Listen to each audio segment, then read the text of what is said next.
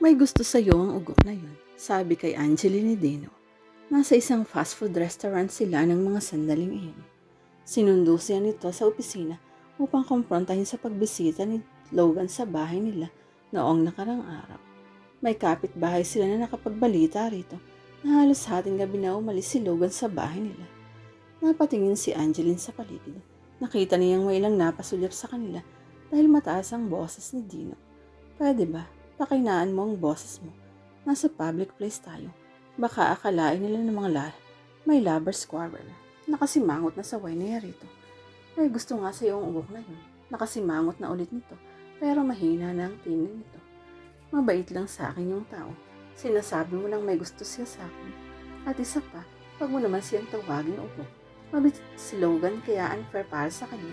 Nabigyan mo siya ng kung ano-anong pangalan. I'm sure hindi naman yun magiging CEO ng isang malaking kumpanya kung ugok siya. Nakasimangot pa rin sabi niya rito. Alam mo Angeline, hindi magtsatsaga ang isang lalaki na pumunta ng halos araw-araw sa bahay ng isang babae kung wala siyang gusto rito. Ibahin mo si Logan. Mabait siya, tumutulong lang siya sa amin dahil naging magkaibigan ng mga daddy namin. Wala nang ganong klase ng lalaki na magtsatsagang pumunta kung wala naman itong dahilan. Tumas ang kilay niya. Kaya pala kahit girlfriend mo na kung hindi ka na nagtsatsagang magpunta sa bahay dahil kamo wala nang ganong klaseng lalaki. Sarkastikong sabi niya. Nakasimangon na tinitig siya nito. Bakit sa akin naman napunta ang topic? Hindi ba ang Logan yun ang pinag-uusapan natin? Hindi ko lang kasi maintindihan kung bakit parang inis ka sa kanya kayong mabait naman siya sa atin. Dahil nakakalalaki na siya. Malakas ang tinig na sagot nito. Tino please, pakiusap niya rito. Hiyang-hiya siya na magtinginan sa kanila ang iba pang kumakain doon, kahit nasa pinakasulok na lugar na sila. Mayabang kasi ang Logan na yun eh. Naiinis pa rin sabi nito, pero mababa na ang tingin. Alam niyang may boyfriend ka na, nakikipaglapit pa rin siya sa'yo, natatapakan na niya ang pride ko. Anong tingin niya sa akin? Gagawa ko para payagan siyang umaligid sa'yo. Nanlaki ang mga mata na sinabi nito. Mabuti sana kung bawat pagpunta niya ay inaabutan ka nila kahit man lang 5,000 sa pang-istorbo niya sa'yo. Napawang ang bibig niya. Dino, mahiya ka na. Labis-labis na nga ang itutulong ni Logan sa pamilya ko. Kung mayroon mang nang iistorbo, kami yun at hindi siya. Hindi ito sumagot. Nakasimangot ito na kumagat sa hamburger na inorder nila. Pagsabihan mo ang ugok na yan, tigil-tigilan niyang pag-aligid sa iyo ha. Maya-maya ay sabi nito habang dinuduro siya. Dahil kung hindi, ako na mismo ang makakaharap niya. Pagbabanta nito. Hindi nagawang sabihin ni Angeline kay Logan ang iniutos ni Dino. Pakiramdam niya ay malulungkot siya kapag hindi napupunta sa bahay nila si Logan. Nasanay ni siya sa presensya nito. Alam niyang nachichismis na rin siya sa kanilang lugar. May nakarating ang balita sa kanya na flirt siya dahil may nobyo na siya. Ay nag-i-entertain pa siya ng manliligaw. Hinayaan na lang niya dahil hindi naman naniniwala ang ilang kapitbahay niya kapag sinasabi niyang hindi niya manliligaw ang binata. Tinutulungan pa rin sila nito kaya palaging itong dumadalaw sa bahay nila. Napatunayan niya nagsasabi ng totoo ang mga kaibigan ni Logan nang sabihin ng mga ito na mabait at matulungin ng binata. Kung ano ang ginanda ng relasyon nila ni Logan bilang magkaibigan ay sila namang ipinangit ng relasyon nila ni Dino. Sa tuwing pumupunta ito sa kanila ay nag-aaway lang sila. Palagi siyang kinukompronta nito tungkol kay Logan.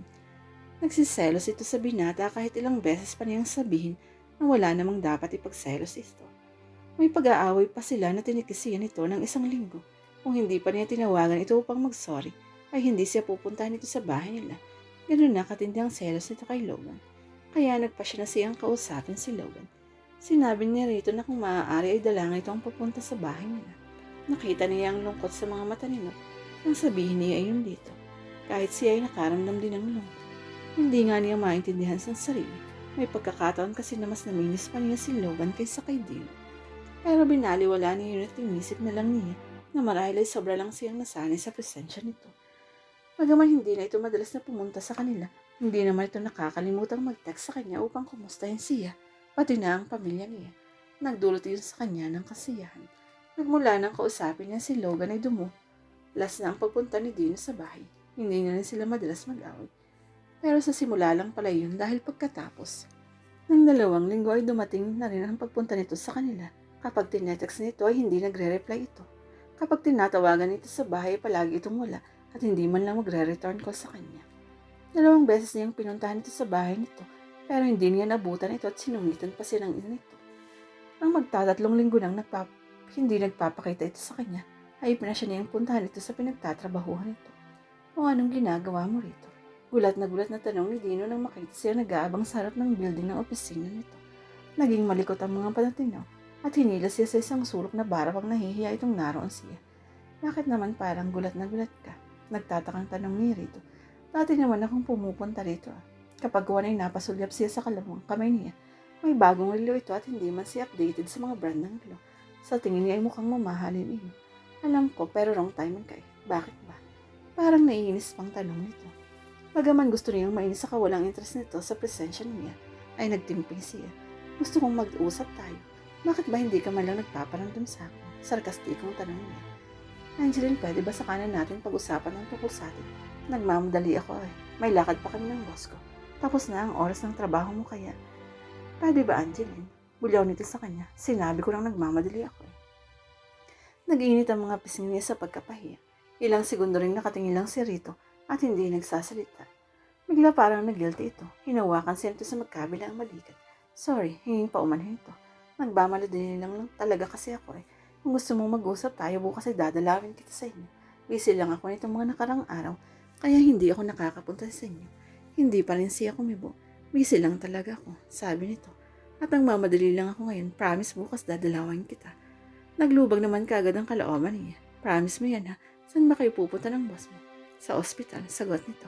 Naka-confine kasi ang isa naming kaopisina. So hindi mo ako maihahatid man lang pauwi sa bahay. Umiling ito, pasensya na. At hindi man lang tayo makakapag-usap kahit na ilang minuto pa. Umiling ito. Umuntong hininga siya. Wala na nga siyang magagawa pa, kundi ang umuwi ng mag-isa. Okay, ingat ka na lang sa pupuntahan mo. Tumango ito. Mabilis na hinilkan siya nito sa pisngi at walang sabi-sabing tinalikuran siya. Wala siyang nagawa kundi tanawin na lang ang papalayong nobyo. Mainit ba ang ulo mo? Halos sabay na tanong kay Angeline ng mga kapatid niyang sina Marcus at June na parehong nakasilip sa pinto. At kung sasabihin kong oo, nakataas ang isang kilay na pabirong sabi niya sa mga ito. Di bukas na lang siguro, sagot ni June. Umiti siya, joke lang. Natatawang sabi niya, halinga kayo, bakit parang takot na kayong pumasok? Tumalima ang mga ito, naupo ang mga ito sa gilid ng kama. Bakit ba? Manghihi ka ng dagdag na allowance, tanong niya kay June. At nagsama ka pa ng alalay? Nakangiting sabi niya habang nakatingin kay Marie Chris. Hindi natawa ang dalawa sa biro niya. Nagpaligtan ng tingin ng mga ito. May gusto lang kaming sabihin sa'yo. Importante. Nang hindi maintindihan ni Angeline kung bakit biglang kumabog na malakas ang dibdib niya sa sinabi ni John. Ano yun? Nakakunot ang noong tanong niya. May problema ba? Tungkol kay Kuya Dino, sabi ni John at pagkatapos ay bumaling kay Marie Chris. Ikaw na Ate Marie Chris, ikaw na lang, sabi naman ni Marie Chris na parang natatakot. Lalong lumalim ang kunot noon niya. Binigyan niya ng warning look ang dalaga. Ikaw na magsabi, Marie Chris. Binasa muna ni Marie Chris ang mga labi bago nagsalita. Halatang hindi ito komportable sa gustong sabihin sa kanya. Promise mo muna ate na hindi ka magagalit sa amin. Ano ba kasi ang tungkol sa Kuya Dino niyo? Hindi niya alam kung bakit lalo pang lumakas ang kabog ng dibdib niya. Nakita kasi siya ni Jun sa isang lugar sa Quezon City na may kasamang buntis na babae. Ilang sandali na wala siyang reaksyon sa narinig. Parang hindi kagad nagsingkin sa utak niya ang sinasabi ni Marie Chris. Nagsalubong ang mga kilay niya. Totoo ate, mabilis na sabi ni Jun. Galing ako ng isang araw sa bahay ng kaklase ko sa Quezon City nang makita ko si Kuya Dino. Tumingin ito kay Marie Chris na parang nagpapasaklolo. Pumasok siya sa isang bahay at sanalubong siya ng huminga ito ng malalim nung buntis ng isang halik sa mga labi. Hindi niya alam kung ano mararamdaman niya. Parang namanhid ang buong katawan niya at hindi siya makalala. Sigurado ka mga Kuya Dino naman? Paniniyak niya. Oo, tugon nito na diretsong nakatingin sa kanyang mga mata. Sigurado ako ate. Halos magkatapat lang ang bahay ng kaklase ko at ng buntis na pinuntahan ni Kuya Dino. Sinabi sa akin ni Jun kahapon ang lahat ate. Kasi hindi niya alam kung sasabihin ba niya sa'yo o hindi. Ako na ang nag-decide na sabihin sa'yo kahit alam kong baka pagmula naman ito nang hindi natin pagkakaunawan. Pero naisip namin kailangan mo tong malaman ate. Napapikit siya. Sinasabi ng isip niya na baka hindi si Dino ang nakita ni Jun. Pero bakit sa puso niya ay may pakiramdam siya nagsasabi ng totoo ang kapatid niya. Kung gusto mo ate, sasamahan ka namin sa lugar na yun para maniwala ka. Suhestyon ni Jun. Nagpalipat-lipat ang tingin niya sa kanyang mga kapatid. Hindi siya makapag-isip ng maayos. Sige, parang wala sa loob na sagot niya. Ganitong oras ko siya nakita, ate. Parang kagagaling lang niya noon sa opisina. May gamit pa nga siyang kotse eh. Kotse? Tanong ni Angeline sa isip. Bakit nagkakotse si Dino? Nakasilip siya sa bintana ng bahay ng kaklase ni Jun ng mga sandaling iyon. Pati ang ina ng kaklase ni Jun ay panay rin ang tambay sa labas. Alam na rin ito ang buong kwento kung bakit naroroon sila. Ito rin ang nagsabi na balita sa lugar na iyon na bagong kasal lang dalawa. Hindi naman daw araw-araw na naroroon ang lalaki, pero madalas daw makita ang lalaki kapag weekend. Iyon ang mga panahong hindi niya mahanap si Dino. Ayan na siya, ate, sabi ni Jun. Sabay-sabay silang sumilip sa bintana. Nakisilip na rin ang kaklase ni Jun.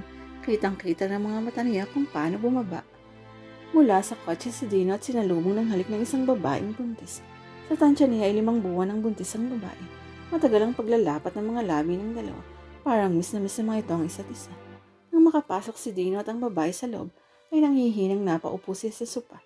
Hawak-hawak ni Marcus ang nanlalamig ng mga kamay niya. Ate sorry, sabi ni John.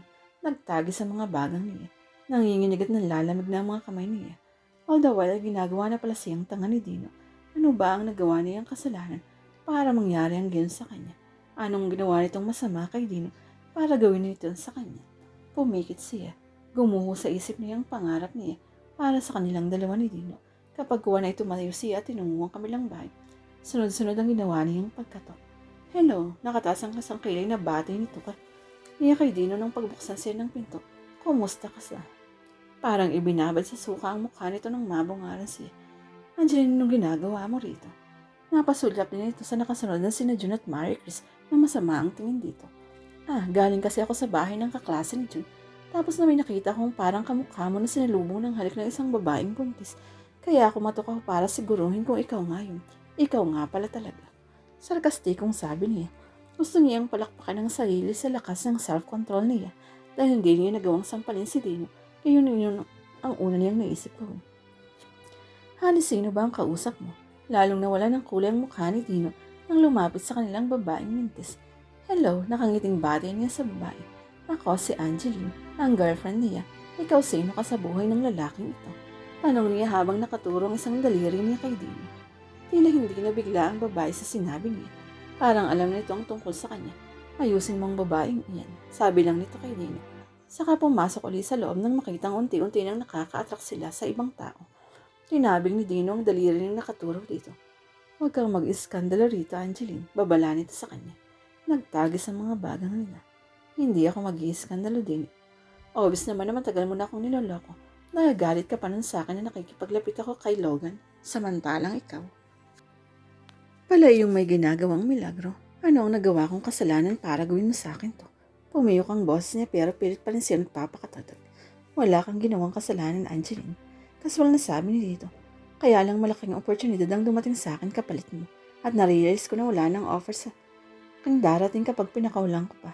500,000 ang naging kapalit mo. Alam mo ba yun? Kumunot ang noon niya. Anong ibig mong sabihin? Mumisi ito. Sasabihin ko na sa iyo ang totoo, Angeline. Para naman hindi palaging mukhang angel ang tingin mo sa ugok na Logan na yun. Logan? Anong kinalaman ni Logan dito? Lalong lumapat ang pagkakangisi nito. Alam mo bang binil ka sa akin ng ugok na yun sa halagang 500,000 piso? Parang nang-aasar nagkibit balikat pa ito. Hindi ko alam kung bakit. Siguro para ibilang sa mga babae niya. 500,000 piso ang naging presyo mo. Isang malutong na sampal ang lumagapak sa pisngi nito. Pero sandali lang nitong ininda yun. Pinigilan siya ng mga kapatid niya dahil ng mga oras na yun. Alam marahil ng mga tao na hindi lang sampal ang pwede niyang ibigay kay Dino batay sa reaksyon niya. Yun ang dahilan kung bakit unti-unti kitang nilalayuan. Dahil parte ng kasunduan namin na hihiwalayan kita sa oras na mapasa kamay ko ang pera.